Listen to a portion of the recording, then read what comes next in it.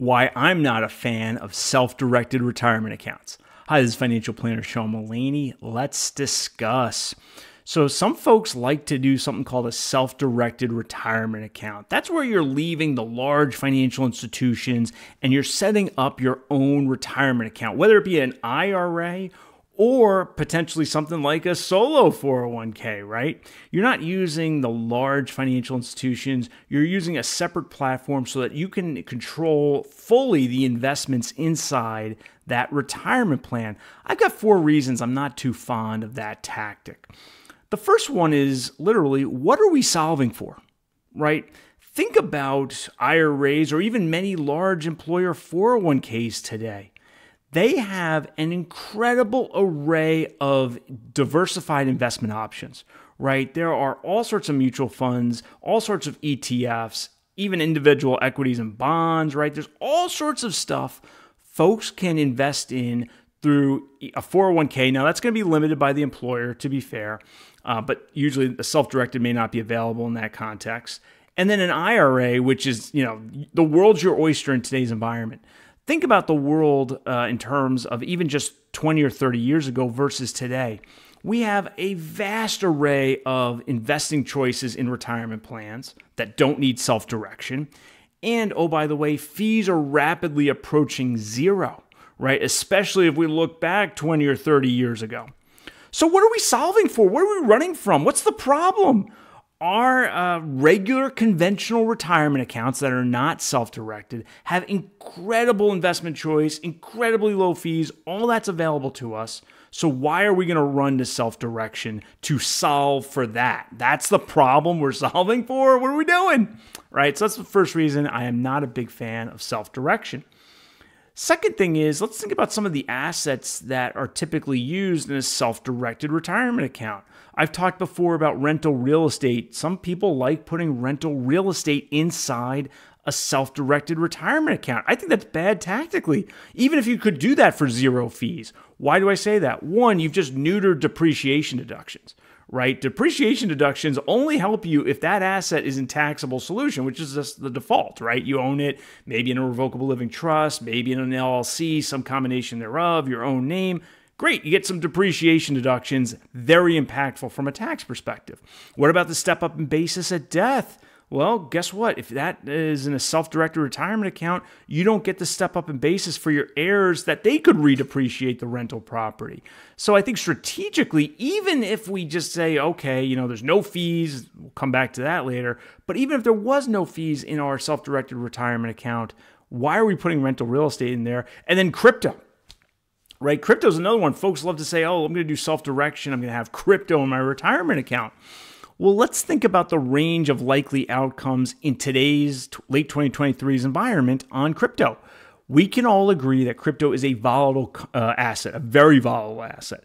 And that what that generally means is it generally has big swings up and big swings down.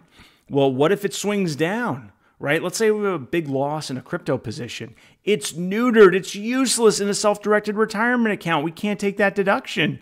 What if it was just on our own balance sheet and, all right, we have a loss. We could tax loss harvest that. We don't even have to worry about the wash sale on crypto. There's been some proposals to change that. Not this video, but you hear what I'm saying. We could take some losses with that crypto if it goes down. And we know with crypto, there's a realistic possibility that it could go down and perhaps significantly so. That could really help us from a tax perspective if and only if we own the crypto, not if it's in a retirement account. All right, so that's one flavor of self-direction. Where it just doesn't make a lot of sense. But you're saying, well, wait a minute, I'm doing self-direction for crypto because I think it's going to the moon.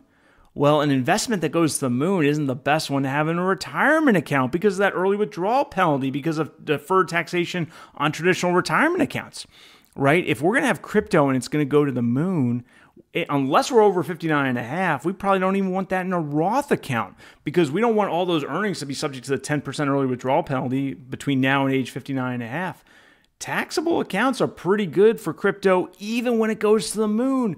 All right, we have maybe a 20% long-term capital gains rate, 3.8% net investment income tax rate, but fine, it's 23.8% in worst case scenario, and we can do that at any time. We don't have to worry about any penalty, none of that stuff.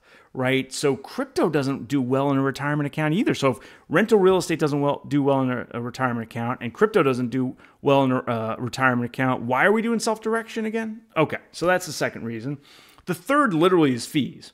Forget investments, forget, tax strategy. Let's step back and just think about fees. Self-direction is a great way to create fees on our retirement savings that wouldn't otherwise exist.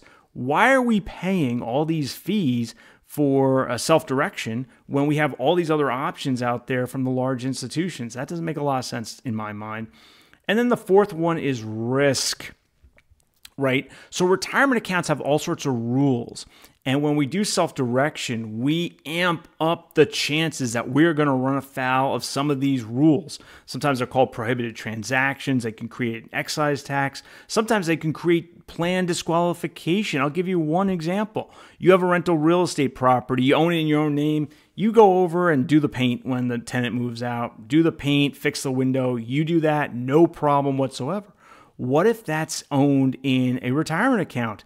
If you go over and paint the house between tenants or fix the window, that's a prohibited transaction. You funded your IRA or solo 401k or whatever it is in an impermissible way through your own labor, right? You're signing up for restrictions and risk when you sign up for a self-directed retirement account. And again, why are we doing that when we have good investment options and low fees and good tax planning available with the conventional retirement accounts? So look, I'm not here to give you advice in this video. I'm just here to share an opinion and some educational knowledge. Let me know what you think. Do you like self-directed retirement accounts or do you prefer conventional retirement accounts like I do? Let me know in the comments below. Hope you enjoyed this video. If you did, please smash that like button and subscribe to my channel. I'll see you next time.